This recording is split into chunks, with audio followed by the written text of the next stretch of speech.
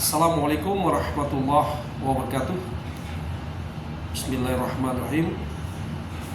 Selamat pagi, salam sejahtera para pemirsa Pro Rijali dan juga para pemirsa Belapotak Belantika Kupasan seputar kita.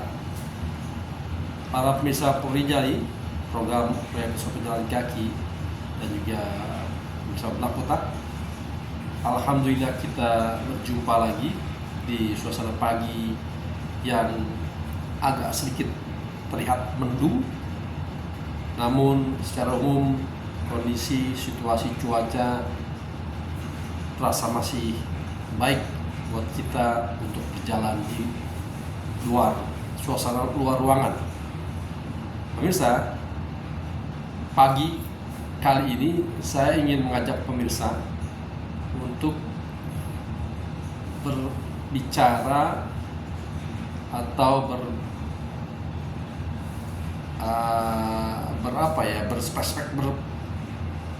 berdialog tentang sikap seorang yang bisa dikatakan sedang belajar hukum dan dia ada hidup di dalam satu masyarakat seperti masyarakat kita ini di Jakarta, dan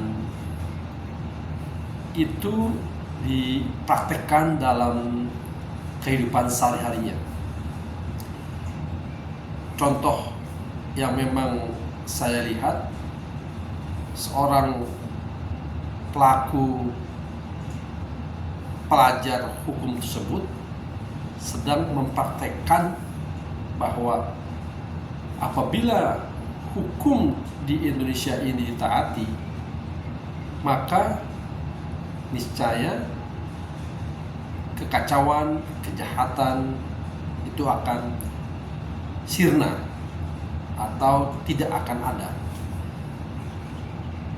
Satu perilaku yang memang nyata dilakukan oleh yang bersangkutan adalah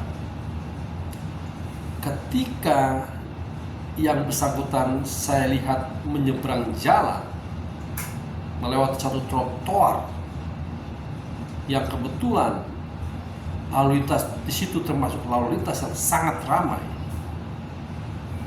Yang bersangkutan setelah yakin yang bersangkutan memencet tombol untuk pejalan kaki dan tombol itu bekerja dalam beberapa menit, yang bersangkutan diam, berjalan dari trotoar tersebut.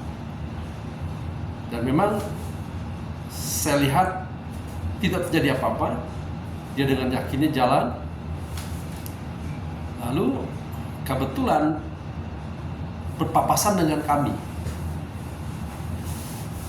Jadi saya mungkin terbiasa menyapa orang ya. Saya panggil orang tersebut, brother. Oh, ternyata dia tidak menengok.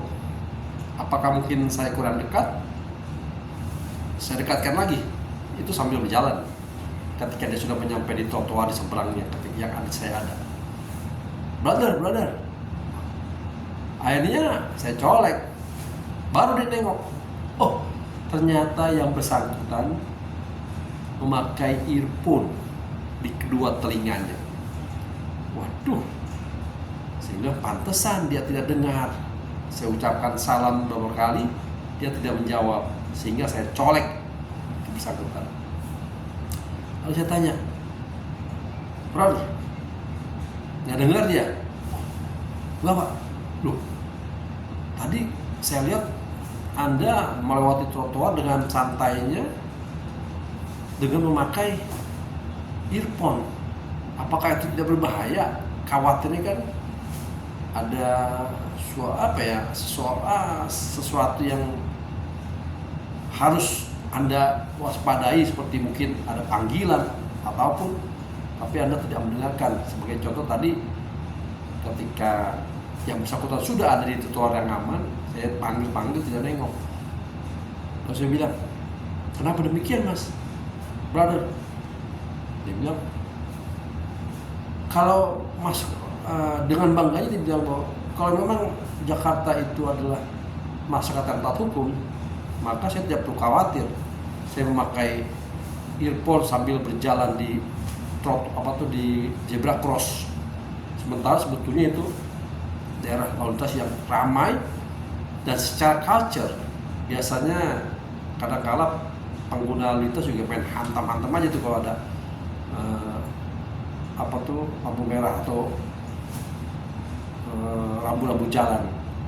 Namun alhamdulillah saya lihat itu tidak ada, memang mereka pada berhenti semua, orang itu jalan. Wah, kita tidak perlu takut Pak. Kalau mereka taat hukum, tentu mereka tidak akan melewati zebra cross dan kita aman. Tapi karena saya merasa, waduh, Mas itu berbahaya loh. Wah, nggak berbahaya Pak.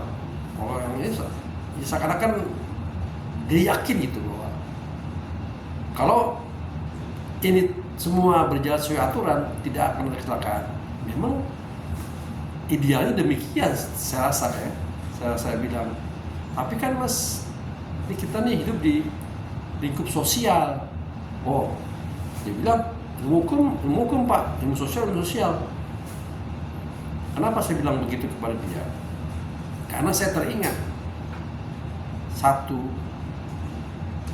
semacam nasihat ya dari, kebetulan yang menasihati itu seorang profesor juga. Dia menyadarkan kepada kita semua ketika itu kita sedang memasuki satu perkuliahan, dia mengingatkan bahwa saudara-saudaraku, bahwa ilmu sosial itu bukan 1 tambah 1 jadi 2, tapi kalau dalam situasi sosial bisa saja 1 tambah 1 itu jadi 3, bisa 4, atau bahkan bisa 0. Kenapa demikian? Ya karena memang sosial itu kadang-kadang tidak bisa dipegang, dan bahkan seringkali juga harus benar-benar mengetahui kondisi di lapangan. Kalau kita tidak cepat-cepat, maka hitungan-hitungan matematika kita itu akan salah dan tidak tepat.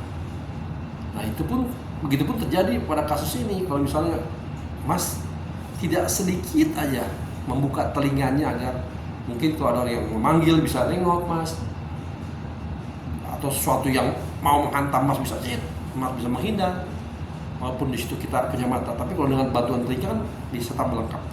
Tapi itu tadi bahwa dia bilang ilmu hukum itu bukan ilmu sosial apa lain gitu. Waduh, saya bilang ini pendekat atau pandangan seperti ini. Jadi saya berpikir lagi, kalau memang para pelaku hukum dan masyarakat kita seperti yang diingini oleh orang tersebut, tentu memang negeri kita bakal aman. Tapi masalahnya sekarang ini kita ini melihat kenyataan yang sangat banyak anomalinya. Jadi sehingga apa yang disampaikan oleh profesor saya itu bahwa ilmu sosial itu bukan 1 tambah 1, itu sangat relevan, masih relevan. Kalaupun kita menggunakan pendekatan hukum, ya pendekatan hukum yang mestinya harus juga menyiapkan sesuatu langkah agar pertama yang bersangkutan tidak celaka juga, dan yang kedua dia tidak mencelakakan orang banyak atau mengambil satu keputusan yang salah.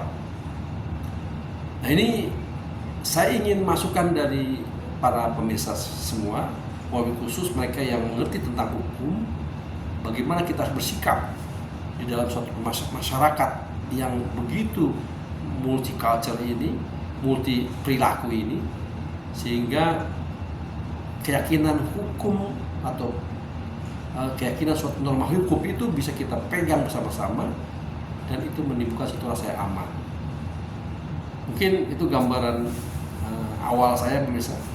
Semoga pemirsa pun bisa mendapat informasi ini dan memberikan masukan bagaimana bila kita ingin bersikap dalam situasi yang tentu melibatkan banyak orang, sementara di situ ada norma-norma hukum yang sudah sebetulnya diterapkan, dan apa yang harus kita lakukan? Apakah kita benar-benar kekeh dalam situasi sosial seperti itu terhadap suatu norma hukum. Terima kasih. Masukan dan tanggapannya sangat berharga. Silakan disampaikan di dalam komentar-komentar di bawah ini. Demikian, salam sehat selalu. Assalamualaikum warahmatullahi wabarakatuh.